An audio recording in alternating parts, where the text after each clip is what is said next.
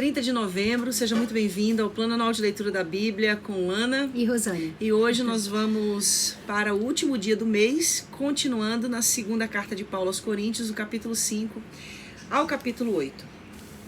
De fato, nós sabemos que quando for destruída esta barraca em que vivemos, que é o nosso corpo aqui na terra, Deus nos dará para morarmos nela uma casa no céu. Essa casa não foi feita por mãos humanas. Foi Deus quem a fez, e ela durará para sempre. Por isso, gememos enquanto vivemos nesta casa de agora, pois gostaríamos de nos mudar já para a nossa casa no céu.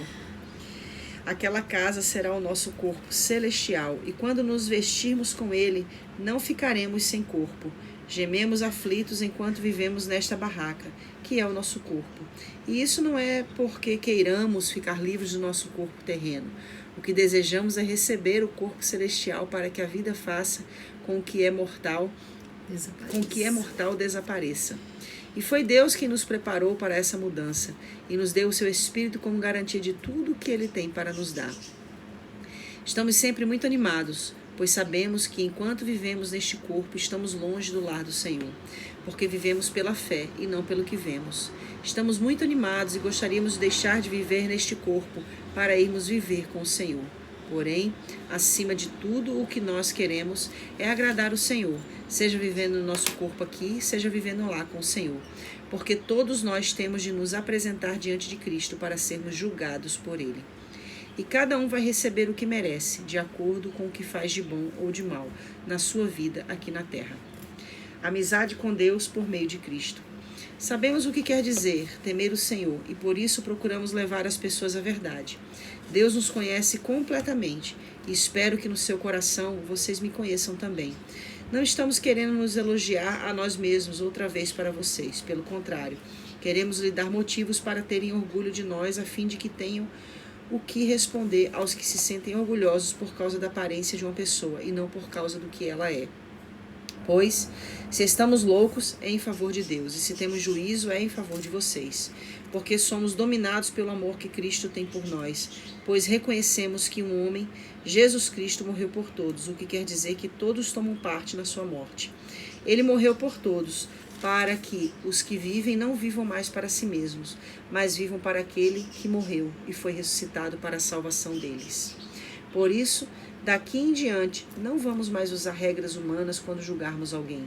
E se antes de nos termos tornado cristãos, julgamos Cristo de acordo com regras humanas, agora não fazemos mais isso. Quem está unido com Cristo é uma nova pessoa. Acabou-se o que era velho e já chegou o que é novo. Tudo isso é feito por Deus, o qual, por meio de Cristo, nos transforma de inimigos em amigos dele. E Deus nos deu a tarefa de fazer com que os outros também sejam amigos dele. A nossa mensagem é esta: Deus não leva em conta os pecados dos seres humanos e por meio de Cristo Ele está fazendo com que eles sejam seus amigos. E Deus nos mandou entregar a mensagem que fala da maneira como Ele faz com que eles se tornem seus amigos. Portanto, estamos aqui falando em nome de Cristo, como se o próprio Deus estivesse pedindo por meio de nós. Em nome de Cristo, nós pedimos a vocês que deixem que Deus os transforme de inimigos em amigos dele.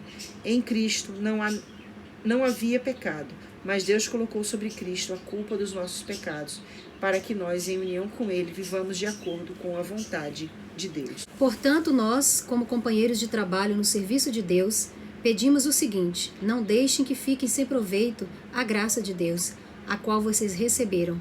Escutem o que Deus diz. Quando chegou o tempo de mostrar a minha bondade, eu atendi o seu pedido e o socorri quando chegou o dia da salvação. Escutem, esse é o tempo em que Deus mostra a sua bondade. Hoje é o dia de ser salvo. Não queremos que alguém ache defeito no nosso trabalho e por isso fazemos o possível para não atrapalhar ninguém. Pelo contrário, em tudo mostramos que somos servos de Deus, suportando com muita paciência as aflições, os sofrimentos e as dificuldades. Temos sido chicoteados, presos e agredidos nas agitações populares. Temos trabalhado demais, temos ficado sem dormir e sem comer. Por meio da nossa pureza, conhecimento, paciência e delicadeza, mostramos que somos servos de Deus. Por meio do Espírito Santo, temos mostrado isso pelo nosso amor verdadeiro, pela mensagem de verdade e pelo poder de Deus. Por vivermos em obediência à vontade de Deus, Temos as armas que usamos tanto para atacar como para nos defender. Somos elogiados e caluniados. Alguns nos insultam, outros falam bem de nós. Somos tratados como mentirosos, mas falamos a verdade. Somos tratados como desconhecidos, embora sejamos bem conhecidos de todos. Somos tratados como se estivéssemos mortos, mas, como vocês estão vendo, continuamos vivos. Temos sido castigados, mas não fomos mortos. Às vezes ficamos tristes, outras vezes ficamos alegres. Parecemos pobres, mas enriquecemos muitas pessoas.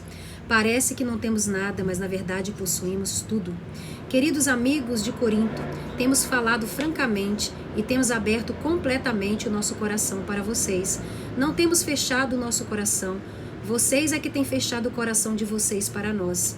Eu falo com vocês como se vocês fossem meus filhos. Tenham por nós os mesmos sentimentos que temos para com vocês e abram completamente o coração de vocês para nós. Conselho contra a influência dos pagãos. Não se juntem com descrentes para trabalhar com eles. Pois, como é que o certo pode ter alguma coisa a ver com o errado? Como é que a luz e a escuridão podem viver juntas? Como podem Cristo e o diabo estar de acordo? O que é que um cristão, um descrente tem em comum? Que relação pode haver entre o templo de Deus e os ídolos? Pois nós somos o templo do Deus vivo, como o próprio Deus já disse.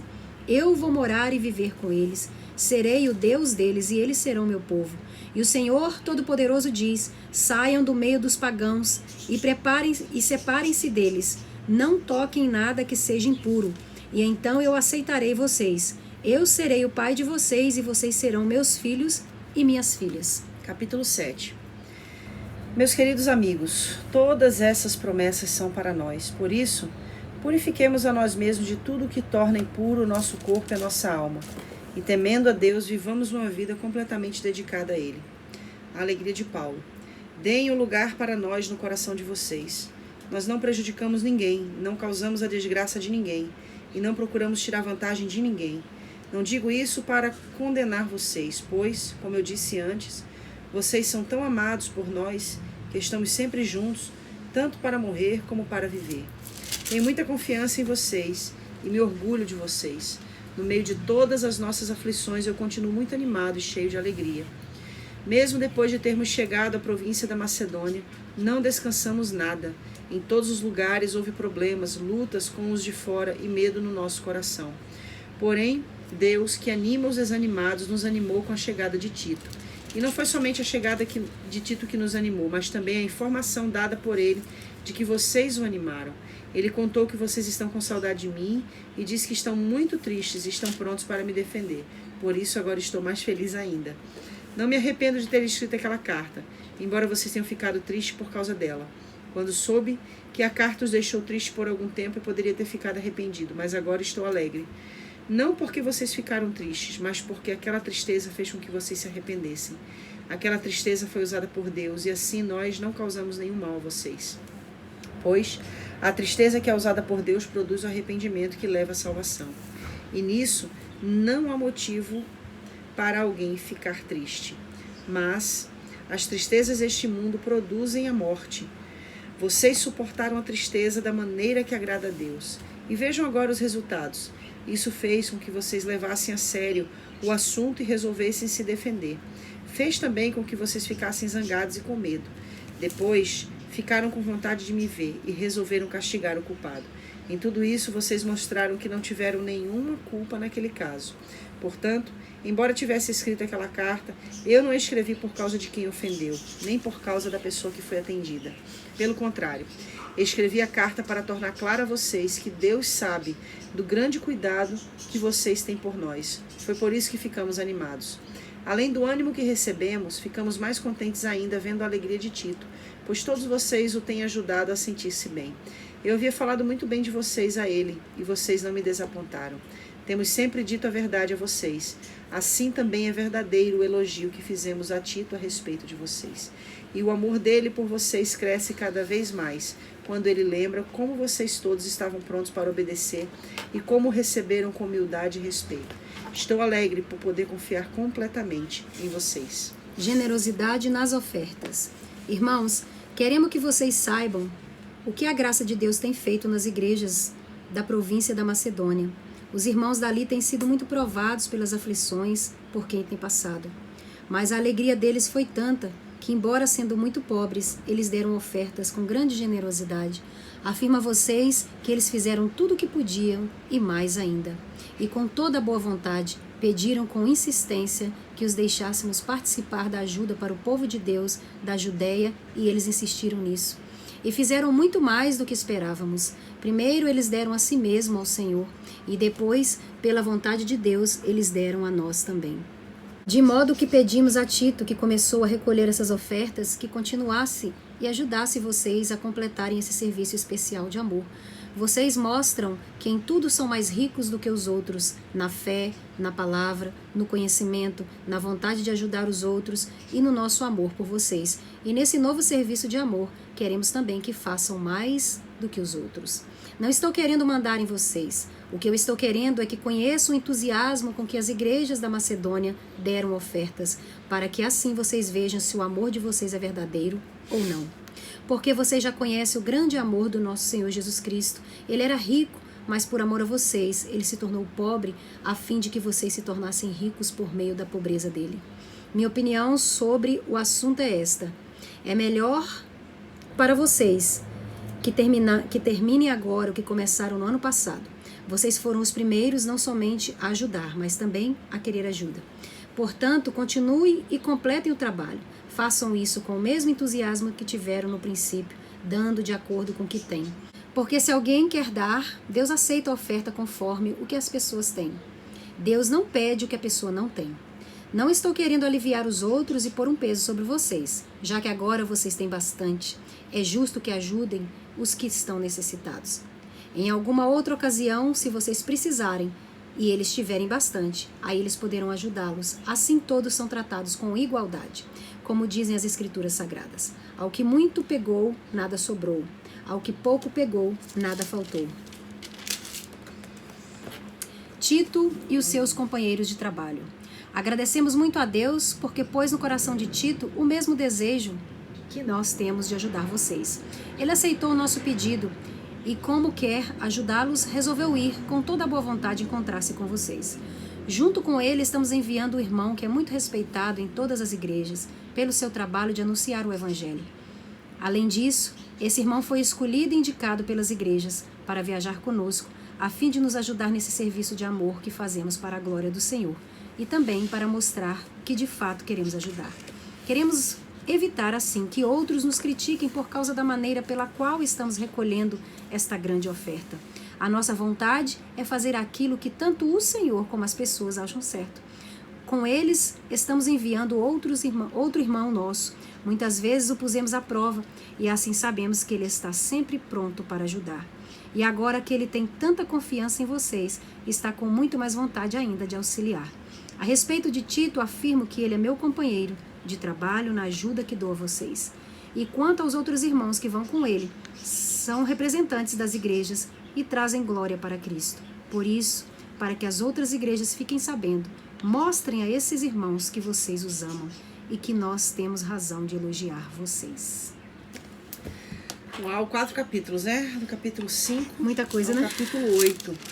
E aí a gente tem essa continuidade da história de Paulo com a igreja de Corinto. A gente percebeu anteriormente que Paulo estava muito triste porque alguém se levantou dentro da igreja como o seu oponente, né? E quando ele escreve as cartas a Coríntios, inclusive aqui a gente fica também sabendo de uma outra carta. Então não é somente uma carta que se perde, são 2 cartas.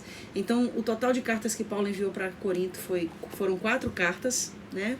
E aí a gente percebe que Paulo agora, nessa segunda carta que está aqui disponível para a gente, ele está feliz por saber que o povo de Corinto tomou uma providência contra aquele que se opunha a ele, né? Ou seja, não ficou de conchavo com aquele que se levantou contra o ministério de Paulo, mas pelo contrário, se posicionou contra ele. É mole, Paulo trabalhando pra caramba pra igreja. E uma outra coisa que E uma outra coisa que Paulo também fala aqui nessa passagem, ele está falando acerca da determinação do coração dele em cumprir o seu ministério. Ou seja, independente das lutas, independente das circunstâncias, mesmo que os cristãos de Corinto não aprovassem algumas das suas palavras, tivessem ficado tristes com a carta que ele enviou inicialmente, eu achei muito bonito quando ele falou aqui, ó, gostei muito disso aqui que ele disse, quer ver? Capítulo 5 ou 7? Capítulo 7. Pois a tristeza, versículo 10, a tristeza que é usada por Deus produz o arrependimento, que leva à salvação. E Paulo está dizendo, então, estou feliz de vocês terem ficado tristes, mas essa tristeza levou ao tem arrependimento produzido a vocês o arrependimento. Porque a tristeza do mundo leva as pessoas à perdição, mas a tristeza em Deus leva à salvação. Deus, muito forte, e aí uma legal. coisa que ele fala no versículo 8, eu não me arrependo de ter escrito aquela carta, embora vocês tenham ficado tristes por causa dela, no versículo 8. Ele sabia o que estava fazendo. E aí eu entro dentro daquele contexto como uma pastora, junto com você, mas que tem essa responsabilidade de levar a palavra, que nem sempre o pregador, o pastor, ele vai estar associado a esse dever de pregar mensagens que as pessoas fiquem felizes de ouvir. É verdade, mas você sabe que eu vejo isso muitas vezes é falta de ler a mesma palavra de Deus, né? Porque é tão clara a palavra toda, né? Nem tudo que é falado pelo pregador, pelo profeta, as pessoas vão se agradar. Sim. Vê Paulo aqui, o Paulo é legal que ele é taxativo, né? Sim. Ele não dá meia volta. Ele parece um pouco com você. Não dá meia volta. Mas assim, essa fantasia cristã tem levado muitas pessoas a perderem o seu chamado, a perder o seu ministério, a perder até a salvação. Por quê? Porque fantasiam. E eu fico penalizada dos pregadores de hoje em dia, né? De certa forma, estamos incluídos nisso. Porque é muito difícil, muitas vezes, você entrar nesse mérito, né? Nesse caminho que as pessoas, elas querem que você pregue aquilo que elas gostam de ouvir. Exatamente. Inclusive, o sermão que confronta, o sermão que exorta a pessoa a se arrepender do pecado, a se arrepender de qualquer comportamento tem que não é muitas aprovado vezes pela tirar Bíblia, das pessoas... faz com que a pessoa saia da igreja, saia do relacionamento com Jesus, verdade, com o próprio exatamente. Jesus. Eu me relaciono com Jesus. Exatamente. Para você dizer que você se relaciona com Jesus, você tem que estar em concordância com a palavra de Deus. Então, relacionamento com Jesus é concordância com a palavra de Deus. E nem sempre a concordância com a palavra de Deus, isso serve para nós também, né? Sim. Nem sempre ela corta do jeito que a gente espera. Verdade. Né? E serve para você também. Aí, na continuidade dessa compreensão, ele fala assim no versículo 11: vocês suportaram a tristeza de maneira que agrada a Deus, e vejam agora o resultado. Isso fez com que vocês levassem a sério o assunto e resolvessem se defender. Ou seja, Paulo ainda enfatiza. Não, ele é bem E o interessante que a gente percebe depois que ele agora traz uma palavra também para que se perdoe essa pessoa que foi afastada, né, da comunhão, para que ela seja trazida de volta, amor ao reino, a ceia do Senhor, a participação da comunhão. E aí, nesse contexto que a gente leu também, o que a gente percebe? A gente percebe Paulo também falando sobre a importância desse relacionamento entre os cristãos. É isso aí mesmo. E a importância de não ter um relacionamento com os incrédulos. Com os pagãos. Com os Exatamente. pagãos. Eu ia procurar isso agora, mas eu não sei onde é que tá. Não sei, acho que foi eu que li, né? Foi, acho que tá. Leu. Então, eu ia ligar exatamente o que a gente está falando com o que você acabou de falar. Foi no capítulo 6. Capítulo 6. Deixa eu ver aqui. Versículo 14. Não se juntem com descrentes para trabalhar com eles.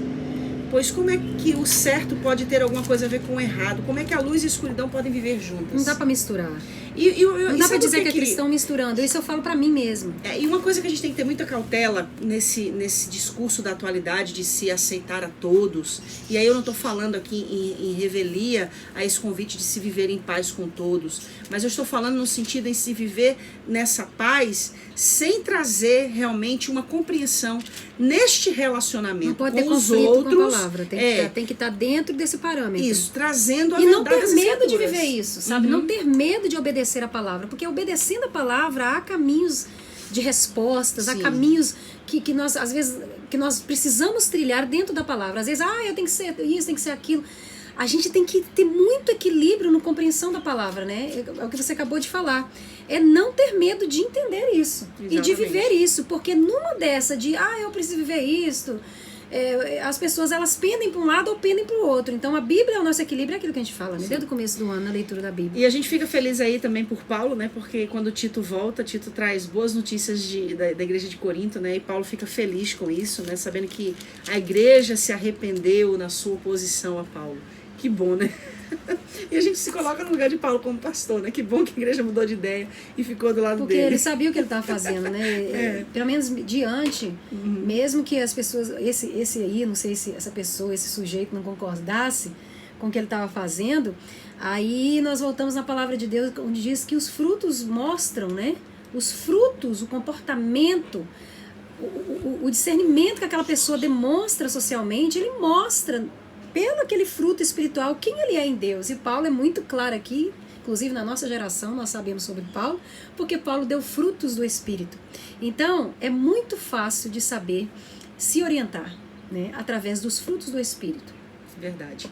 E por fim aí Paulo no capítulo 8 fala de uma situação que é a exortação sobre a contribuição, né, para a coleta da igreja de Jerusalém.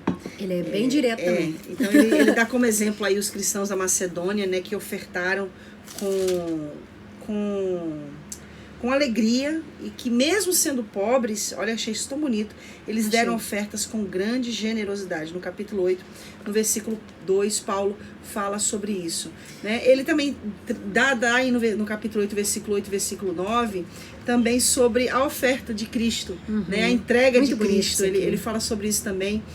Do versículo 10 ao versículo 15 ele traz essa opinião dele acerca dessa questão relacionada com o ideal da igualdade. Eu achei isso aí muito legal também. Muito, a gente tem esses essa 5 aqui também gostei muito e tocou muito no meu coração, que é uma palavra que essa é uma fala minha para mim com Deus, né? E eu sempre procuro pregar isso.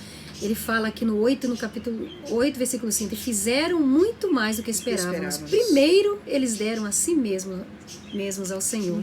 E depois, pela vontade de Deus, eles se deram a nós também. Acho muito bonito isso, né?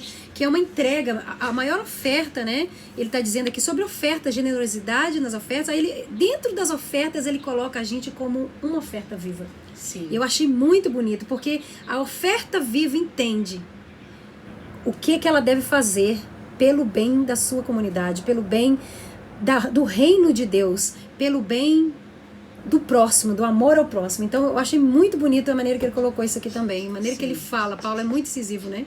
E aí eu falo de uma outra questão que é comum nos dias de hoje e já existia nos dias de Paulo. No versículo 20, queremos evitar assim que outros nos critiquem por causa da maneira pela qual estamos recolhendo essa grande oferta. Ele era muito cauteloso, tipo assim, ele sofria lá também, né? Já havia críticas quanto a essa questão.